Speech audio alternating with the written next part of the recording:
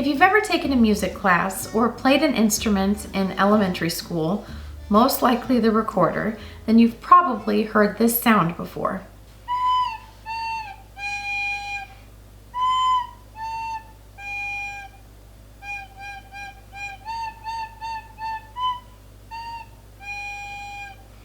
That's the elementary school version of the song Hot Cross Buns, about a spiced bun filled with raisins and candied peel, topped with a flour paste cross and glazed with apricot jam. These are traditionally eaten in England on Good Friday, though they've also come to be associated with Easter as well. As with other foods sung about in old songs, such as the figgy pudding in We Wish You a Merry Christmas, hot cross buns have deep cultural roots in England and have quite an interesting history to go along with them. So join me today as I show you how to make these buns, as well as tell you about their history and legends. And today is also a collaboration with Gary over at the channel Big Spud. He's making a very English twist on the traditional hot cross buns. His are going to be a Marmite and cheese flavored hot cross bun. So make sure to check out his video right after this one. I've linked it in the description box below. So without further ado, let's get started.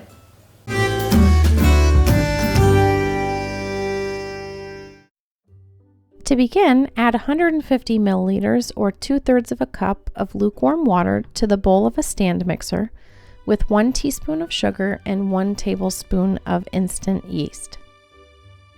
Briefly stir that to combine and let the yeast sit for about 5 minutes to bloom. Then add 450 grams or 3 3/4 of a cup of bread flour, 50 grams or a 1/4 cup of sugar, and 1½ teaspoons of mixed spice, which is a UK spice mix made of allspice, cinnamon, nutmeg, mace, cloves, coriander, and ginger. And you can make your own by clicking the link to the recipe in the description box. Then you're going to add in a teaspoon of salt, 1 egg beaten, and 50 grams of melted butter. Put the mixer on low, and then you're also going to gradually add in 50 milliliters or 3½ tablespoons of whole milk. Add a little bit at a time until a smooth elastic dough forms that pulls away from the sides of the bowl. I ended up adding the full amount of milk, but your flour may absorb more or less milk than mine. Everyone's flour is different. Knead that on medium speed for 5 to 10 minutes or until it can pass the window pane test, which is where you stretch a small piece of dough, and if it doesn't break and you can see light through it, then the gluten has properly developed. Then you're going to mix together 75 grams or 1/2 cup of golden raisins or sultanas and 50 grams of mixed candied peel. I'm using orange, lemon, and citron here. Then you're going to remove your kneaded dough from the mixer and gradually work in the dried fruit and peel.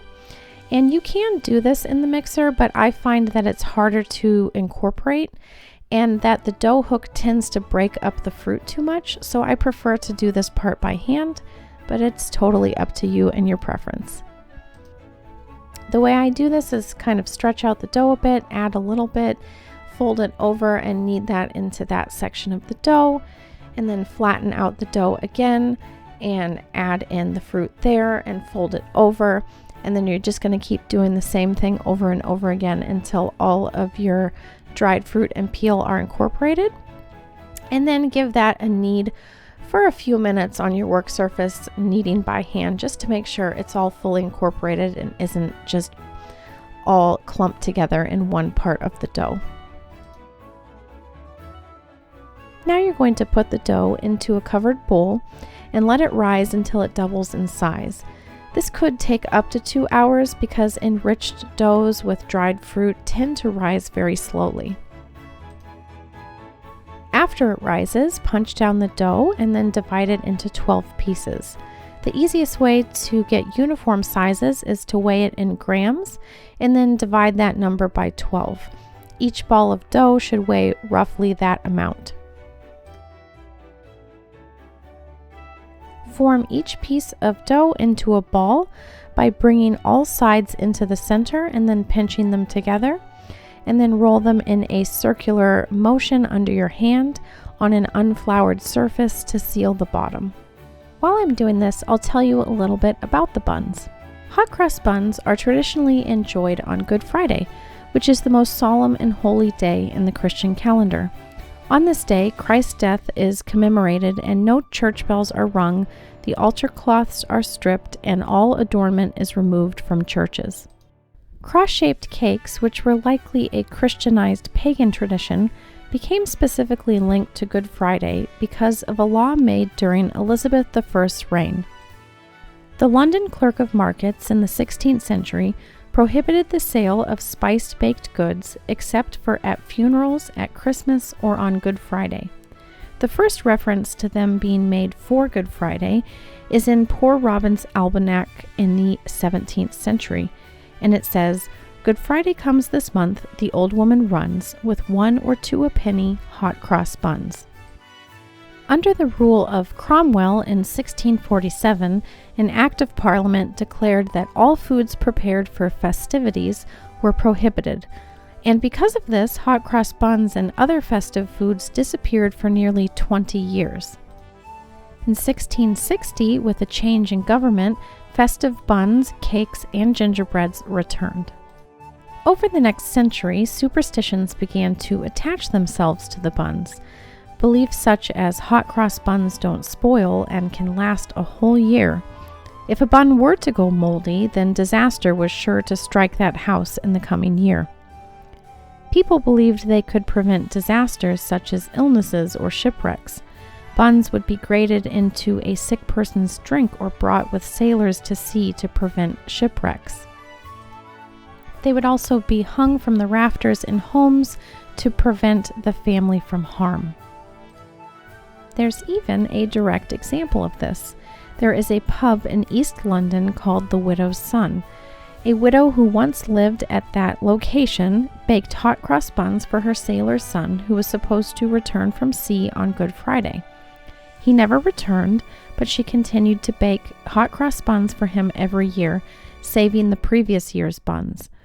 When she died, a net full of hot cross buns was found hanging from the rafters on her ceiling. The pub, now on the site of her house, opened in 1848, and to this day, they place a new bun in the net hung from the ceiling every Good Friday. Even the Royal Navy attends the event. Now let's take a look back at the buns. Place the balls onto a parchment-lined baking sheet or a 9x13 casserole dish.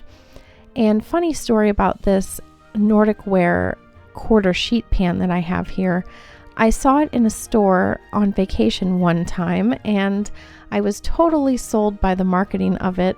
It had a picture on the top of it of hot cross buns being baked on it, and it was the perfect size pan for hot cross buns, so I bought it.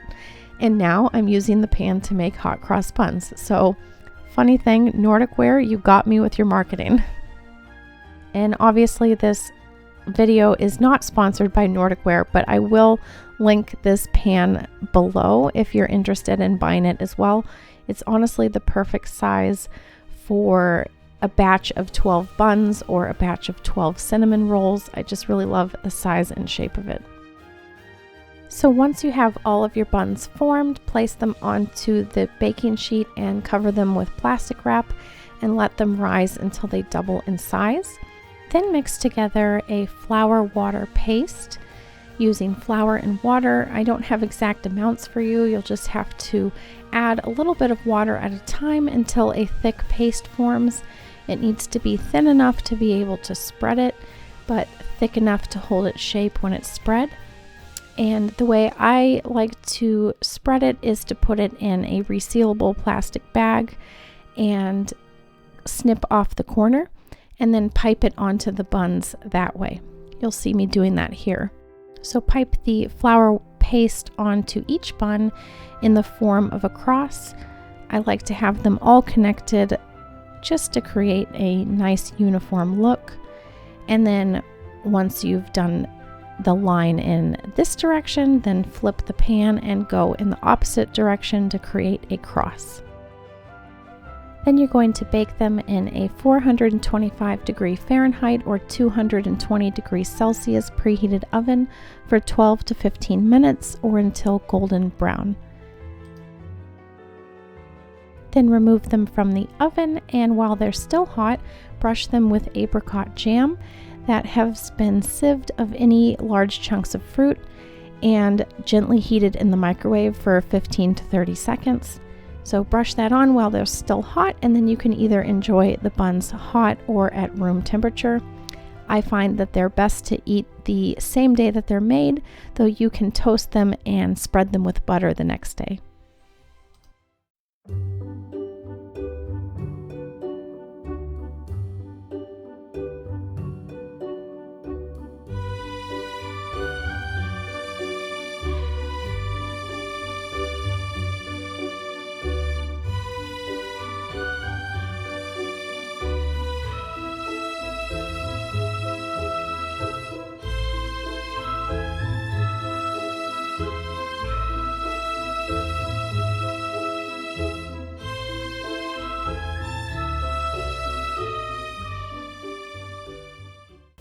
Here in New England, we actually have an Americanized version of hot cross buns.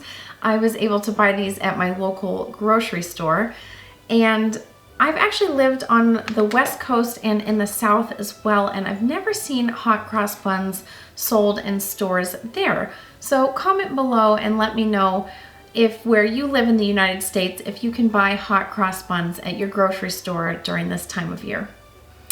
These ones are a little bit different from the English version. They have a frosting cross across the top of them instead of a flour paste cross. So I'll give those a try a little bit later. But I am looking forward to trying these authentic ones, and they're so beautiful. I love the shiny glaze on top.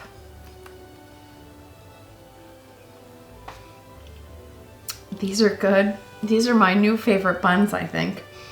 They're spiced, and I love the pop of sweetness from the golden raisins and the pop of citrus from the candied peel. That's really good. And the apricot glaze on top is the perfect addition of extra sweetness and flavor. These are definitely worth making. I plan to make these now every year for Good Friday. So now I'm going to try the American version, the store-bought one, and see what I think. So that is good, but it's definitely different than the English version. It has more of the feel of almost like a hamburger bun with raisins and mixed fruit in it. And the spices seem to be a little bit different than the English version. The English version seems to be more heavily spiced and with a different combination of spices. And definitely missing that apricot glaze on top. That really is a good addition. So if I had to pick between the two, I definitely pick the homemade English version over the American store-bought version. Make sure to go check out Gary's channel over at Big Spud, where he makes a Marmite and red Leicester cheese version of these buns. I've linked his video in the description box. And let me know, have you ever had Marmite or the Australian version Vegemite?